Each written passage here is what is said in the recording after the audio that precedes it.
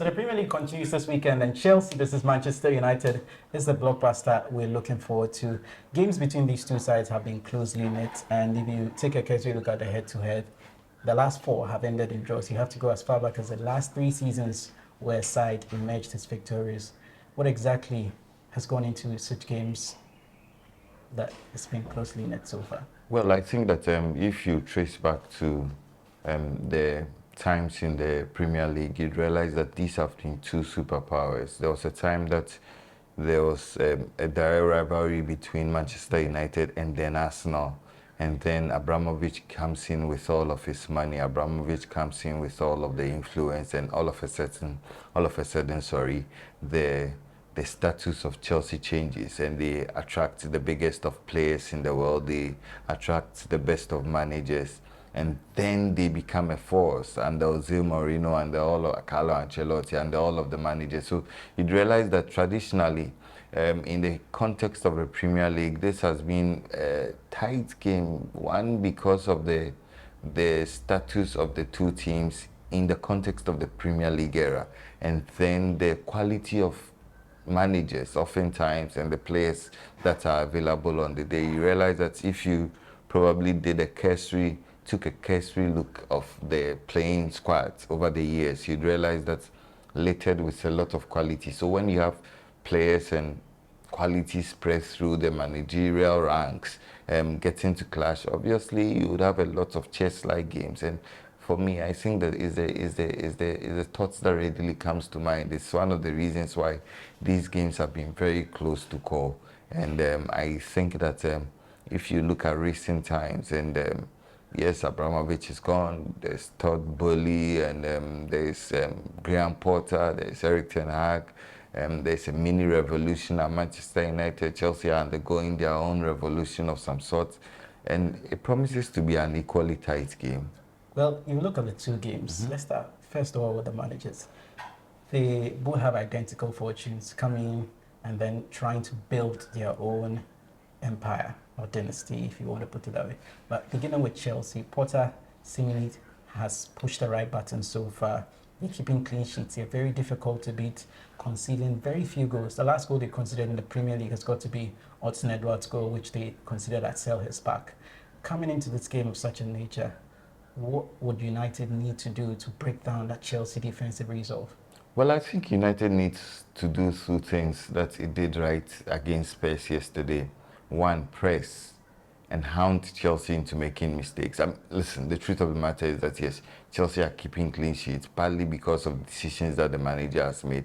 He seemingly is running a system of meritocracy where you get to perform, you get to be in the team. So you realize that Kepa is now ranked higher in the context of goalkeeping than Edouard Mendy.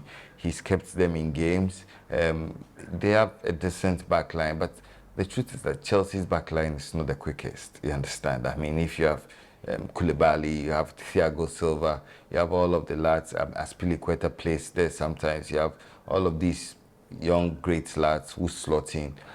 They are not the quickest. So I think that if United do press them and hound them into making mistakes, then you break at them with a lot of pace. The other thing that United would need to do and do right is to control the midfield. In the past, I'm surprised that we're having this conversation now, but in the past, if you talk about midfields that have been exemplary of balance, you could not look far beyond Chelsea and the teams that they have built across the ages, especially in the context of the Premier League.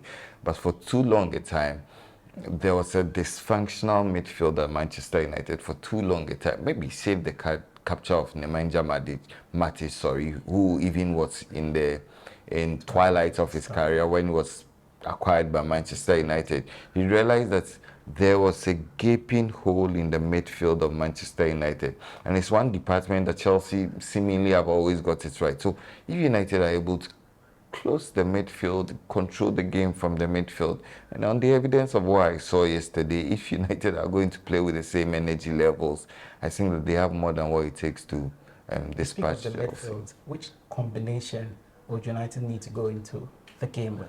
Because we've seen the Fred Casemiro partnership for the past 2 games, and they seem to have that telepathy that already existed from The Brazilian national team. set up. It often doesn't work that way, but if you cast your mind back, we saw how Xavi and Iniesta pair, together with Busquets, favored Spain and favored Barcelona when they came back to club level. There's dynamic of Christian Eriksen, who's fully fit and available for selection. You go into that Chelsea game, speaking of the United midfield, what is the right combination? Because bear in mind, Scott is also back from suspension. Well, two things. You want to go the cavalier way, you understand, the cavalier approach where you throw all of the caution to the wind and then go all attack, you understand? Because if you really want to go the cavalier way, I think that then the manager would probably, because as it stands now, Casemiro and Bruno are constant, you understand? So if the manager wants to go the cavalier way, he probably throws in an Eriksen, you understand, who is not the most strongest midfielder in terms of his defensive abilities, you understand? He is a creative hop from deep. Or you want to go the cautious way, you want to hound the opponent into making mistakes. I think that we could see a scenario where the manager gets to test the waters. I'm probably thinking that he'll go with the midfielder he went with yesterday. That is a midfield trio of Fred, Casemiro, and then Bruno Fernandes.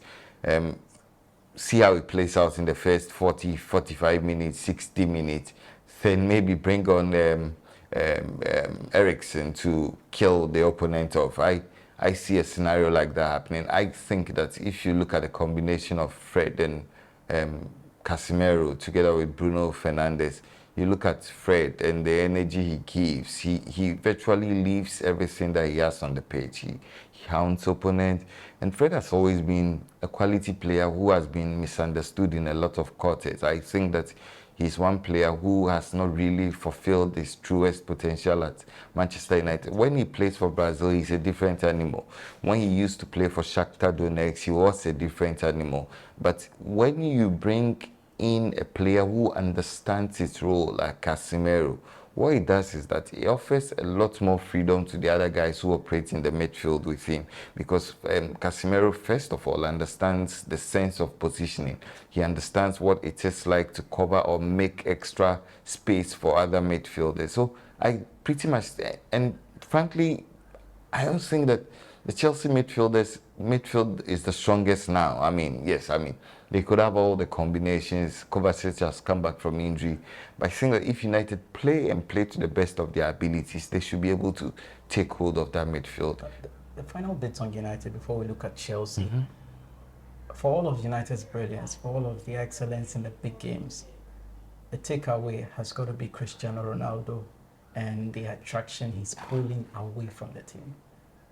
If he were to be Eric Ten Hag, how do you deal with his petulance? Demote him.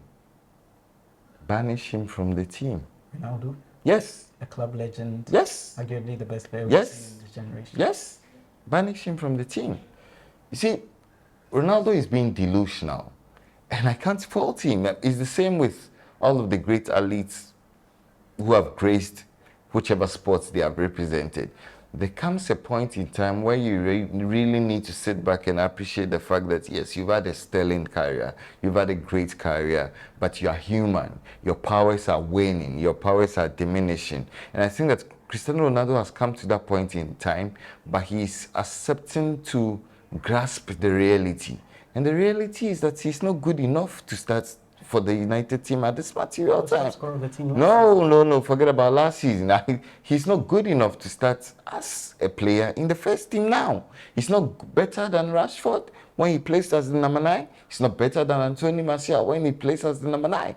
I think the United offers a lot more fluidity and dynamism when Ronaldo is out of the team. You speak of the number 9 role. If you look at United in their last 3 games at Old Trafford, they've hit over 70 shots, but the returns are extremely poor. They've got just 3 goals.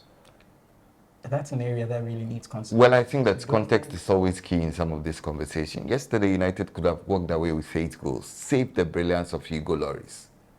But if you're a striker, you've got to finish the ball. Goalkeepers have their days, strikers have their days. I get that. Sometimes as a striker, there's nothing you can do. No, but hit some all of of this. Rashford's finishing was extremely terrible. he went for power most of the time rather than trying to finesse, rather than trying to be smart with his finishing. And these are things you don't teach a forward. Something Ronaldo has in.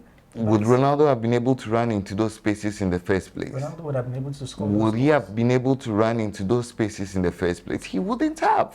He wouldn't have. So let's not have this conversation. And please, we've all watched Cristiano Ronaldo this season. I love Ronaldo. I think that I don't need to re-emphasize that point that he's the best player of this generation. But I think that, listen, Ten Hag and Manchester United are better off dealing with the shenanigans of Cristiano Ronaldo in the background. No individual is bigger than the units that Ten Hag is trying to build. And for me, I think that the petulance and the shenanigans of Cristiano Ronaldo does not have to overshadow the projects that United are trying to put in place. With all he's doing, is he tainting his legendary status at the club? Well, he will always be a legend. He will always be a legend. But he won't be fondly remembered for his second coming. Well, let's look at Chelsea on the other side. They seem to be pushing the right buttons, undefeated under Potter. And this is the first big game under Graham Potter. If you were to be in that dagger, how would you approach this particular one? Does he go cautious? Or bearing in mind he's already beaten this particular manager, does he adopt the same approach again? Well, I think he needs to be cautious. He needs to be cautious. And you could probably want to rewind to the Champions League where they had to meet AC Milan home and away, dispatch them with all the alacrity they offered, and then puts them to the back burners. I think that this is an entirely different climate. And for me, manager for manager, player for player, I think United have a better manager. I think United have a better playing team than Chelsea at this material time. What Potter needs to understand, and with most of these games, it's about the first 15, 30 minutes. You understand? You need to keep the equilibrium shut. You need to make sure that your game plan is not thrown out of the window. So I'm thinking that you probably want to have a feel of the opponent. You would want to size them up. He would want to, and you see, brilliant managers like Potter, like Ten Hag, they constantly evolve as the game wears on. You understand? They are looking at tactics. They are looking at, where is the weakest point. They are looking at where they could exploit. So I think that this is one game that Potter would not want to go gung-ho from the onset. I think that he'd want to have a feel of the game, because truth is that if you adopted anything but a cautious approach, you could be blown away in the first 30 minutes. Next 60 minutes won't count for anything.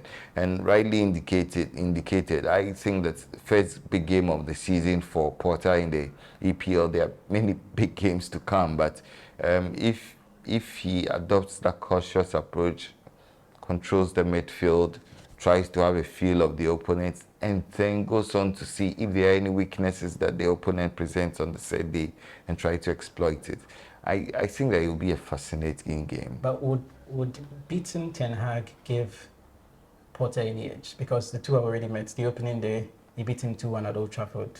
That was supposed to be Eric Ten Hag's PL bow, but he spoilt the party. Now he faces the same manager again. Do you think he would have any mental edge over him? And on the flip side, do you think Eric Ten Hag, having been on the losing end, would also feel somewhat weaker in advancing this particular Well, coaches always want to play the chess game, and make no mistake, Eric Ten Hag knows very well the accounts that you've already relayed, and I'm sure that he would want to go there and have a revenge of what happened on the said day. The parameters are totally different, and I think that it'll be a great game. I think that every Ten Hag would want to go out there and avenge for the loss to Brighton in the opening day. Quickly, at Old Trafford. I expect United to beat Chelsea. I expect United to beat Chelsea. If United plays the same way they played against Tottenham, Chelsea will be mincemeat for Manchester United. So guys, it's Ten Hag versus Potter part 2, and this time it's a Stamford Bridge. He's got a stronger team as opposed to Brighton, which he used to work magic on the opening day. Leave us your predictions in the comment section. This is Sports 101 shooting at Ad Focus Studios.